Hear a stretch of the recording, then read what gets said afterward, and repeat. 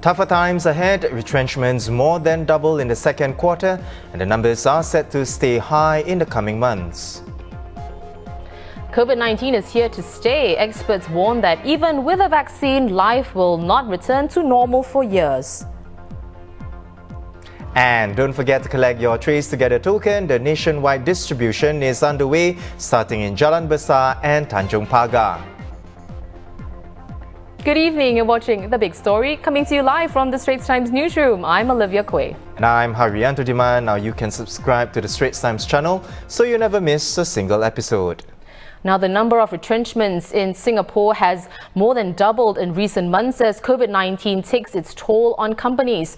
The April to mid-June circuit breaker and the resulting economic recession forcing many firms to slash staff. The labour market report for the second quarter shows retrenchments shot up, with 8,130 workers losing their jobs. The figure is much higher than the preliminary estimate of 6,700 released in July. The Manpower Ministry notes that while the latest numbers are higher than during the SARS outbreak, it's still lower than the global financial crisis.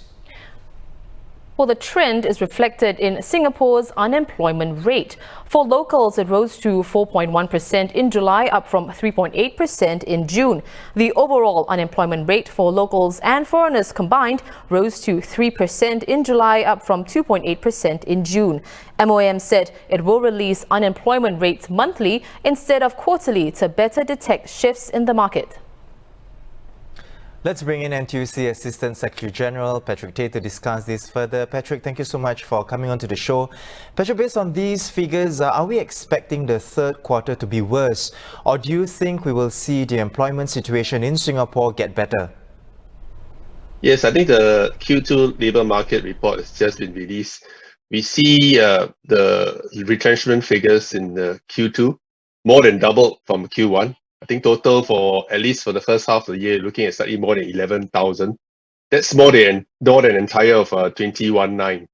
So I think we are starting to see the effects of besides the lockdown, the various safe management measures, as well as the COVID-19 pandemic ramifications and the challenges that many countries, including Singapore, is facing. So I do expect in Q3 and Q4 to see retrenchment numbers still high. As you know, in the last month alone, we have heard quite a number of the major retrenchments from Suntec to the SIA. So I think these figures will be reflected in Q3 and Q4. So definitely the next 2 quarters, the retrenchment numbers will remain large.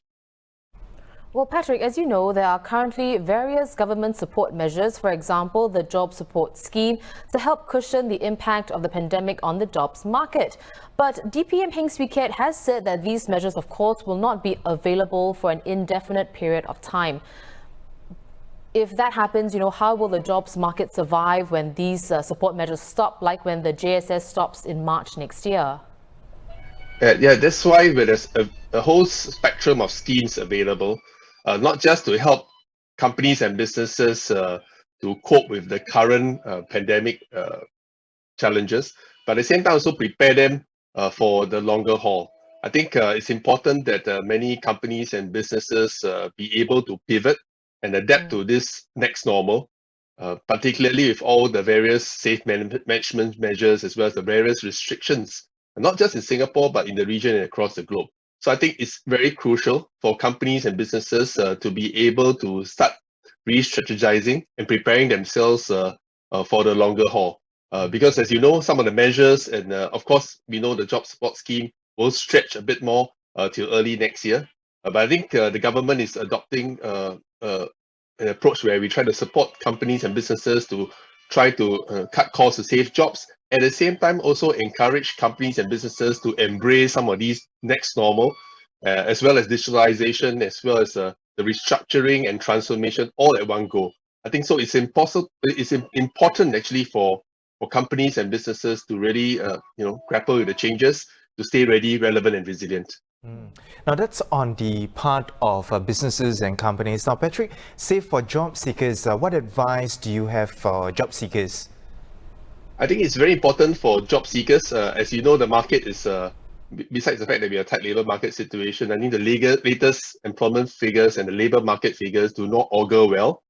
And number of employment opportunities have dropped. At the same time, also employment rate has dropped. So I think it's important for workers and individuals and Singaporeans in general to look at whatever opportunities that are available in the various sectors, including those sectors that are growing and where they are still hiring. I think to explore some of these sectors and openings. At the same time, also for those who are currently in their respective employment, to see how to deep skill and also multi-skill and reskill themselves, because I think many businesses and organizations will need to pivot, will need to transform, will need to restructure to grapple with many of these changes. So I think both sets of workers who are in their jobs to stay employable and employed. At the same time, also for workers who are looking out for openings, particularly those who are affected by layoffs in recently in the past year or upcoming. I think important to stay resilient and stay adaptable. At the same time, also stay agile to pick up the skills in those in-demand areas. Well, thank you so much, Patrick, for setting aside time to speak with us. We were speaking to Patrick Tay, Assistant Secretary General of NTUC. Now, while the impact of COVID-19 has been felt across many sectors, some have stayed relatively resilient, for instance, in precision engineering. According to the Manpower Ministry, nearly 1,000 jobs in the sector have been available since April, with almost 4 in 5 jobs for PMETs. Multimedia journalist Chow Suen has more. The gears keep turning for the precision engineering industry in Singapore, as the sector continues to see increased output despite the pandemic. Of the 473,000 people that work in manufacturing in Singapore, over 20% are actually in the precision engineering industry. Despite the COVID-19 situation that has hit, industries worldwide, the precision engineering industry continued to do well in Singapore. From January to July, they actually managed to grow 11.4%. That's quite interesting. Just since April, precision engineering companies in Singapore have offered about 1,500 opportunities for job seekers. We see manufacturing as still being one of the key pillars of our economy, contributing very significantly to our GDP. We see it as providing good jobs for both the PMET levels and the non-PMET levels. We also see the opportunities for future growth. Additionally, the government will set up support to help the industry sustain its growth. Now, amidst these difficult circumstances, we are not going to slow down our pace to help our promising companies to conquer the global markets. In fact, we are going to step up our pace to do so. So today, we will have an enhanced scale-up SG scheme that will be implemented. So we're making sure that we enhance the scale-up program to allow more companies to come on board.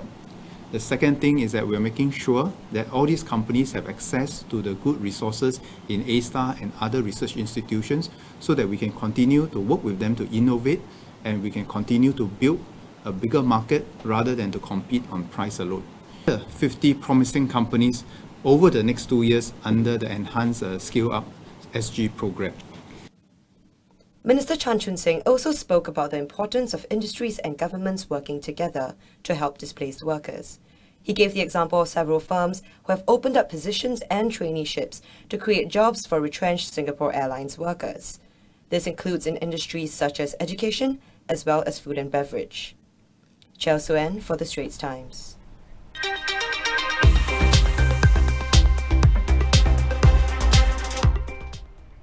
An update on the COVID-19 situation here. 0 new cases in the community among the 48 confirmed today. Now, this is the 4th time this month that no community cases was reported. But there were 5 imported cases who had all been placed on stay-home notices upon their arrival here. More details will be released tonight. In other local headlines, it's the first day of the nationwide distribution of the Trace Together tokens at 20 community centres and clubs in Jalan Besar and Tanjung Pagar. Speaking to the media at Jalan Besar Community Club, Minister in charge of the Smart Nation Initiative, Vivian Balakrishnan, said this distribution is meant to jolt the participation rate of national COVID-19 contact tracing efforts to closer to the government's target of 70%. While Dr. Balakrishnan didn't specify a target number for how many tokens will be manufactured and distributed, he added that the tokens will work together with the Trace Together app to achieve this target. At present, the app has about 2.4 million downloads, accounting for around 40% of Singapore's population. Ride-hailing operator Grab has been fined $10,000 for failing to secure its drivers' and passengers' personal details on its mobile app. It's the fourth time in 2 years that it has been found to have breached data protection laws. The breach was due to a software update to Grab's ride-hailing app on August 30th last year, which inadvertently exposed the personal data of over 21,500 Grab Hitch drivers and passengers to the risk of unauthorized access. The update was meant to fix a potential vulnerability by removing a variable from a link in Grab's interface that allows Grab Hitch drivers to access their data, but it didn't take into account the fact that without this variable, the app could no longer differentiate between drivers. And as a result, it provided the same data to all Grab Hitch drivers for 10 seconds before new data could be retrieved.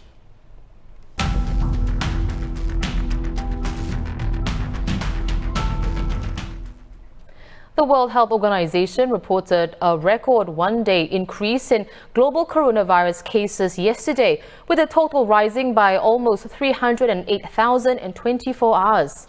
The biggest increases were from India, the US and Brazil. So even as Singapore keeps our community cases under control, there are no signs of COVID-19 waning in other parts of the world. Well, experts told the Straits Times that even with a vaccine, life will not return to pre-COVID-19 normal for years. For example, there will be travel, but not to the extent of pre-pandemic days. And even as more people return to the workplace, many will continue working from home at least part of the time. We're pleased to welcome senior health correspondent for the Straits Times, Salma Khalik, to the show. So Salma, your piece was one of the most read today. Haryanto thought you painted a rather grim outlook. I felt a little bit differently. Now you've spoken to probably to some people about this and would have received responses from readers. So what have their reactions been to your story, as well as more broadly, how they're feeling since Doors Gone Orange started more than 7 months ago?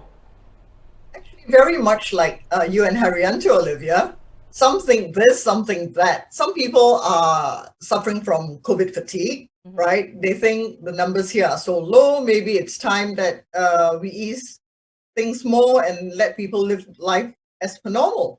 Others are saying, look at what's happening in the world, it's still very bad. We cannot let our guard down, otherwise we will end up in situations like them. So there is no uniform reaction, and I guess it depends very much on the individual and the amount of risk they're willing to bear. Right. Salman, now let's take a look at things globally. The WHO reported a record single-day increase in global cases, and according to a Reuters analysis, infections are rising in 58 countries. Are we seeing a second wave around the world? Again, there is no one global pattern. There is this is not a global reaction and response. Every country responds differently. What's happening in different countries is different. It depends on the people, on the governments, and on how severe the cases are. Like in India, it's I would say it's still probably just the first wave and it's getting worse. In the US, the first wave never disappeared. Some countries are seeing a second wave. Some countries are actually waving goodbye to COVID because the incidence is so low. So there is no global pattern to this whole thing right now in terms of people's response. Salma, months ago in the early stages of the pandemic, experts thought that the virus would wane during the hotter summer months. If we're not already seeing a second wave, can we expect a resurgence as the Northern Hemisphere approaches the colder part of the year? Actually, when not all the experts say that in the first place, but the ones that said that saw this as a type of flu virus. So during the winter months, there are always more flu cases. Whether that happens this year, we do not know. Hopefully, a lot more people will take the flu vaccine so that you do not have flu and COVID-19 confusing the healthcare workers.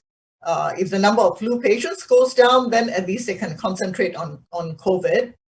The trouble with winter in countries that have winter is that people tend to be indoors a lot rather than outdoors. And if they do congregate, the risk is there. Well, thank you so much, Salma, for setting aside time to speak with us. If you haven't already read Salma's column, it's out today on straitstimes.com. Now, we've been speaking to our colleague, Salma Khalik, Senior Health Correspondent at the Straits Times.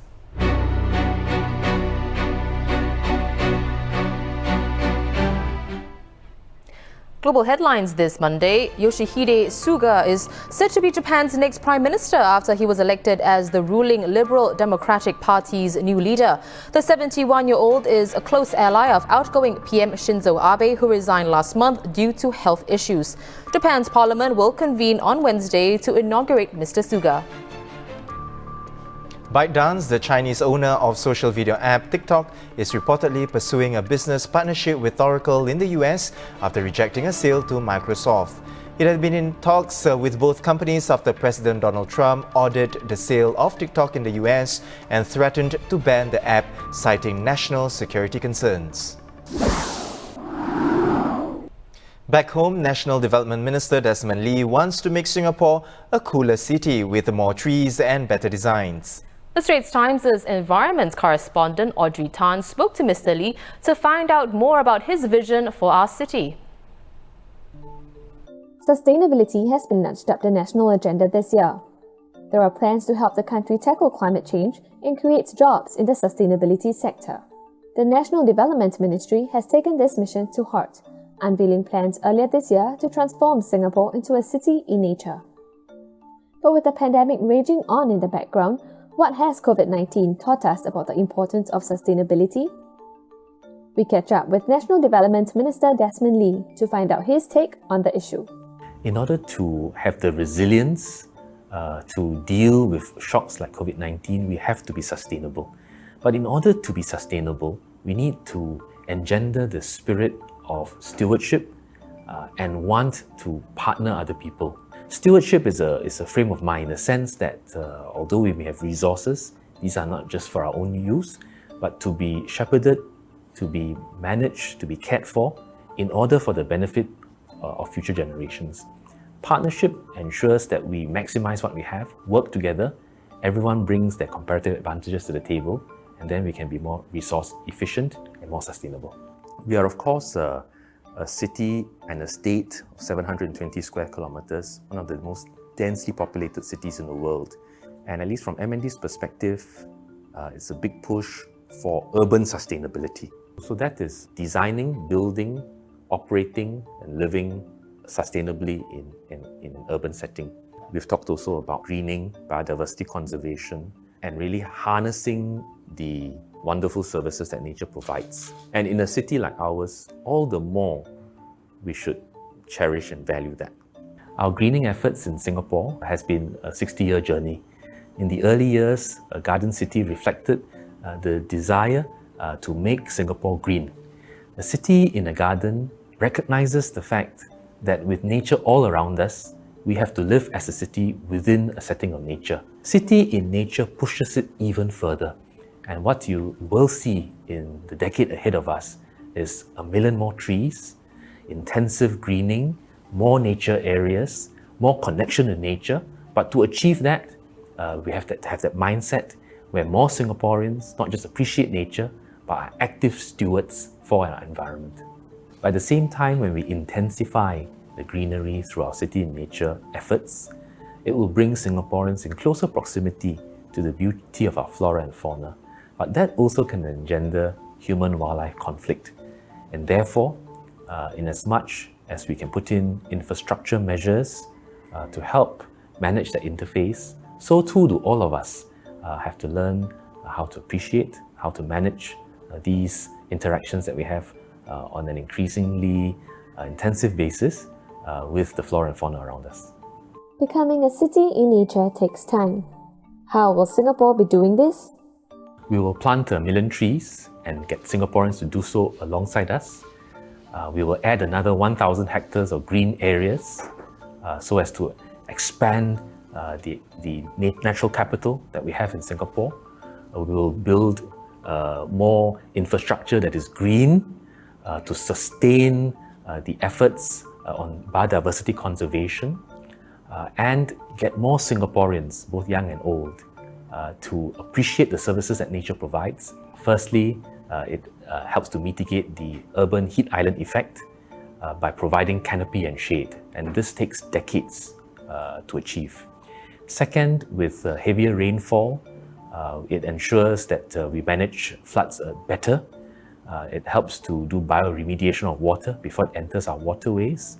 It cleanses the air. Nature also has therapeutic value in healing, but also in helping young people appreciate nature for what it is, learn lessons from nature, but also develop themselves holistically.